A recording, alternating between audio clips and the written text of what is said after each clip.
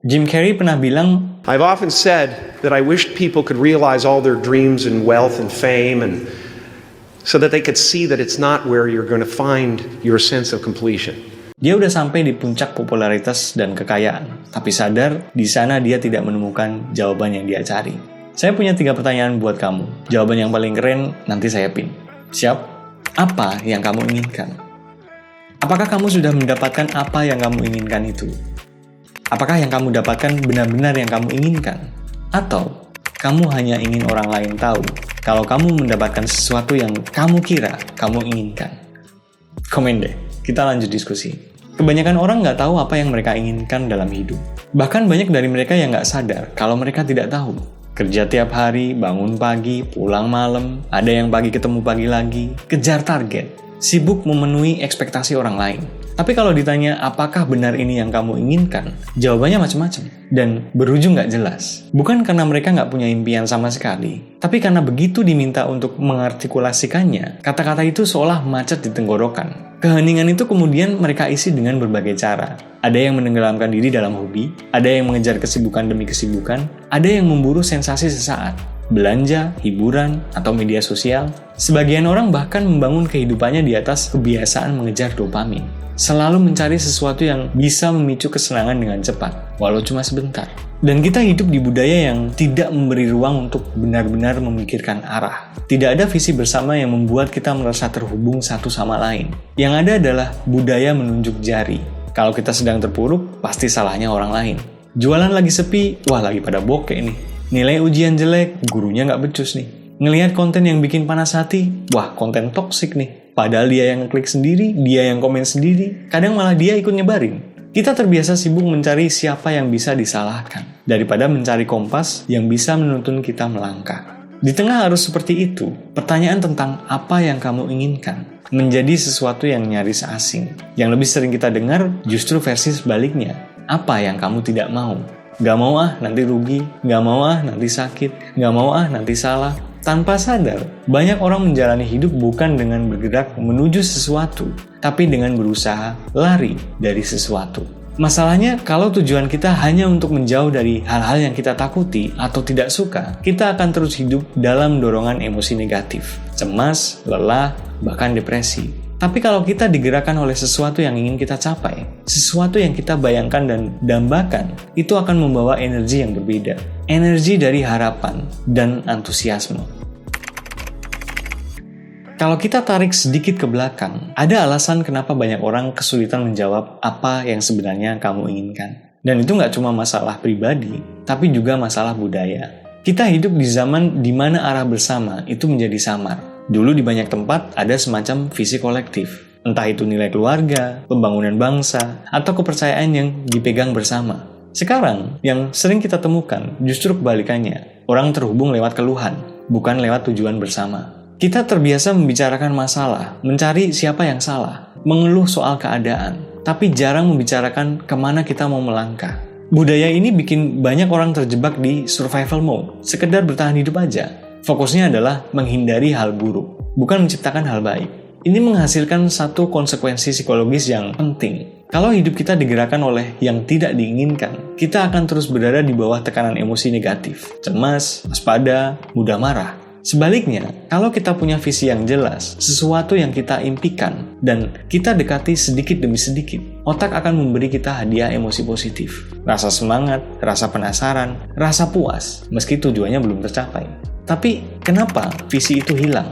Salah satunya karena kita tidak diajarkan cara untuk membangunnya.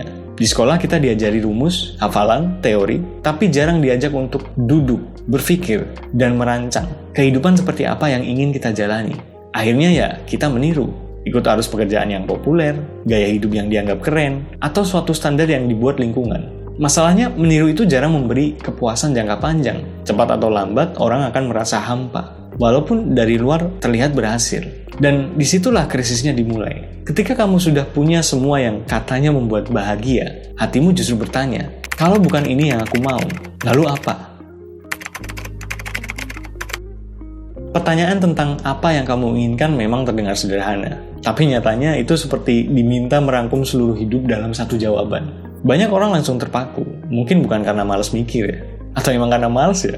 Tapi yang jelas, karena memang nggak terbiasa menghadapinya. Ada beberapa alasan kenapa ini sulit. Pertama, kita nggak pernah diajarkan untuk bertanya pada diri sendiri. Sejak kecil, kita lebih sering diberitahu apa yang seharusnya kita mau. Sekolah bagus, pekerjaan mapan, rumah besar, bini besar, status sosial yang membanggakan. Jadi waktu diminta mendeskripsikan keinginan murni kita, otak kita justru mencari jawaban yang benar menurut orang lain. Kedua, kita nggak percaya pada diri sendiri. Ada orang yang sengaja menutup rapat apa yang sebenarnya mereka mau. Karena mereka takut kalau sampai tahu dan mencoba, lalu gagal, itu akan terlalu menyakitkan. Jadi lebih aman untuk berkata, gue nggak tahu, daripada tahu dan kemudian kalah. Ini yang dalam psikologi disebut self-handicapping. Sengaja membuat hambatan supaya punya alasan kalau gagal. Ketiga, kita mengira menemukan tujuan itu berarti harus tahu versi final hidup kita sekarang juga. Padahal tujuan hidup itu bukan satu gambar jadi. Lebih mirip peta yang diperbarui sambil jalan. Tapi karena merasa harus menentukan semuanya sekaligus, banyak orang akhirnya nggak mulai sama sekali. Makanya, cara terbaik untuk menemukan jawaban bukan dengan langsung mengangkat topik hidupmu pengen seperti apa 30 tahun ke depan. Itu terlalu besar. Mulailah dengan pertanyaan-pertanyaan kecil yang spesifik. Idealnya pagi yang kamu suka itu seperti apa? Pekerjaan yang benar-benar bikin kamu betah itu yang kayak gimana? Berapa banyak waktu yang mau kamu habiskan bareng teman? Dan temanmu itu siapa aja? Kalau punya waktu luang dan bebas dari kewajiban, kamu pengen ngapain? Pertanyaan kecil seperti ini jauh lebih mudah dijawab. Tapi kalau dikumpulkan, mereka bisa membentuk gambaran yang lebih jelas tentang apa yang kamu mau. Dan yang menarik, proses ini nggak cuma kognitif, nggak cuma mikir pakai logika. Ada unsur emosinya juga. Sambil membayangkan skenario itu, perhatikan perasaan kamu. Apakah ada rasa antusias di situ? Adakah rasa yang memberatkan? Itu petunjuk penting. Menemukan apa yang kamu mau itu nggak bisa cuma duduk bengong sambil nunggu inspirasi jatuh dari langit ya. Itu proses aktif. Dan begitu mulai kelihatan gambarnya, langkah berikutnya adalah membangunnya sedikit demi sedikit. Salah satu metode yang efektif adalah reverse engineering. Bayangkan tujuan besarmu, lalu tarik mundur langkah-langkahnya sampai ke titik kamu berdiri sekarang. Misalnya, kamu pengen punya usaha kopi yang sukses. Sebelum sampai ke sana, kamu butuh kafe. Sebelum punya kafe, kamu perlu menu. Sebelum punya menu, kamu harus riset pasar. Sebelum riset pasar, kamu harus tahu konsep kopi seperti apa yang mau kamu jual. Dengan cara ini, tujuan besar dipecah jadi langkah-langkah kecil yang bisa kamu kerjakan sekarang juga. Kenapa penting dipecah kecil? Karena tujuan yang besar tapi abstrak gampang bikin kita lelah dan menyerah.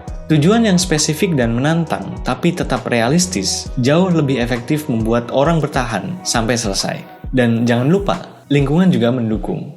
James Clear menyebutnya environment design. Bikin lingkungan yang memudahkan perilaku baik dan mempersulit perilaku buruk. Mau rajin baca, letakkan buku di meja, ponsel di silent. Mau makan sehat, pastikan kulkas berisi bahan segar, bukan cemilan instan. Tapi jangan sampai lengah ya. Meskipun semua sudah diatur, akan ada hari-hari ketika motivasi menurun. Itu normal. Triknya bukan menunggu motivasi kembali, tapi menyiapkan versi ringan dari kebiasaan yang ingin kita jaga. Misalnya, kalau lagi malas olahraga, cukup lakukan 5 menit peregangan. Kalau malas menulis, cukup tulis 1 paragraf. Prinsipnya, lebih baik lakukan yang ringan-ringan daripada berhenti total. Sebuah riset menunjukkan rata-rata butuh 66 hari untuk membentuk kebiasaan baru. Dan prosesnya nggak akan selalu mulus ya.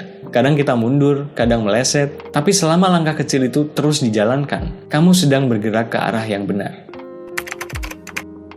Begitu kamu mulai melangkah ke arah yang kamu mau, tantangan berikutnya adalah bertahan di jalur itu. Karena tanpa disadari, ada arus balik yang siap menarik kamu kembali ke kebiasaan lama. Kenapa itu terjadi? Karena otak memerlukan energi besar untuk membentuk jalur kebiasaan baru. Ketika motivasi turun sedikit saja, kebiasaan lama otomatis mengambil alih. Dan salah satu arus balik terbesar di zaman ini adalah distraksi modern. Sekali perhatian kita terpotong oleh notifikasi atau gangguan digital, butuh rata-rata 15 menit untuk kembali fokus penuh. Bayangkan kalau ini terjadi berkali-kali dalam sehari. Target mingguan bisa terlewat, hanya karena sedikit saja buka TikTok, atau sebentar saja scroll Instagram, yang akhirnya berubah jadi jam-jaman. Itu sebabnya penting menjadwalkan waktu bebas distraksi setiap hari, minimal 1 jam tanpa notifikasi, untuk mengerjakan hal-hal yang benar-benar berarti. Arus balik berikutnya datang dari tekanan sosial. Kadang yang membuat kita goyah bukan godaan, tapi komentar orang terdekat. Kamu yakin mau kerja di situ? Kayaknya nggak cocok deh. Atau kenapa nggak ikut kayak yang lain aja sih? sebuah penelitian klasik menunjukkan 75% orang akan mengubah jawabannya supaya sama dengan mayoritas. Bahkan ketika mayoritas itu jelas salah. Artinya, opini orang lain bisa menggeser arah kita tanpa kita sadari. Karena itu, punya lingkaran kecil 3-5 orang yang benar-benar mendukung tujuan kita. Ibarat jangkar yang menjaga kapal tetap stabil di tengah badai opini. Dan jangan lupa, musuh yang paling kuat seringkali ada di dalam kepala kita sendiri. Rasa tidak layak, imposter syndrome, atau ketakutan akan gagal. Hasil survei menunjukkan sekitar 70% orang, termasuk mereka yang berprestasi tinggi, pernah merasa seperti penipu yang kebetulan saja berhasil. Salah satu cara mengatasinya adalah membuat arsip kemenangan. Catatan kecil berisi keberhasilan-keberhasilan yang pernah kamu capai, sekecil apapun, yang nantinya bisa kamu buka kembali saat mulai ragu pada diri sendiri. Dan satu hal lagi, tujuan itu bisa berubah. Tapi mengubah tujuan bukan berarti gagal ya. Kadang perjalanan membawa kita ke arah baru yang lebih sesuai dengan nilai dan keadaan hidup kita. Orang yang fleksibel terhadap tujuannya justru cenderung lebih sukses, karena mampu menyesuaikan langkah saat situasi berubah. Pada akhirnya, pertanyaan tentang apa yang sebenarnya kamu inginkan bukan cuma soal karir, uang, atau status. Ini soal arah hidup. Dan arah hidup itu nggak akan terbentuk kalau kita terus sibuk ngurusin masalah-masalah sepele. Distraksi lah, tekanan sosial, keraguan diri, tanpa pernah duduk sejenak untuk melihat gambaran besarnya. Menemukan jawaban itu memang proses yang nggak instan. Ada yang menemukannya lewat perjalanan panjang, ada yang lewat kegagalan, ada yang lewat momen sunyi. Tapi satu hal yang pasti, jawaban itu nggak akan muncul kalau kamu nggak pernah bertanya. Kita semua punya arus balik masing-masing. Kadang bentuknya gadget yang kamu pegang, kadang bentuknya komentar orang, kadang bentuknya suara kecil di kepala yang bilang, kamu nggak akan bisa. Dan satu-satunya cara untuk tetap di jalur adalah terus mengingat nilai yang nggak akan kamu kompromikan. Nilai ini seperti mercusuar, dia mungkin nggak membuat kita bergerak cepat, tapi memastikan kita nggak tersesat. Jadi kalau arahmu mulai kabur, berhenti sebentar dan tanyakan lagi, apa yang benar-benar aku inginkan? Bukan yang orang lain mau untukmu, bukan yang sekedar terlihat keren di mata dunia, tapi yang kalau kamu jalani, bikin kamu bisa menatap diri sendiri di cermin dan berkata, yes, I choose this. Ini hidup yang aku pilih. Semoga bermanfaat dan see ya.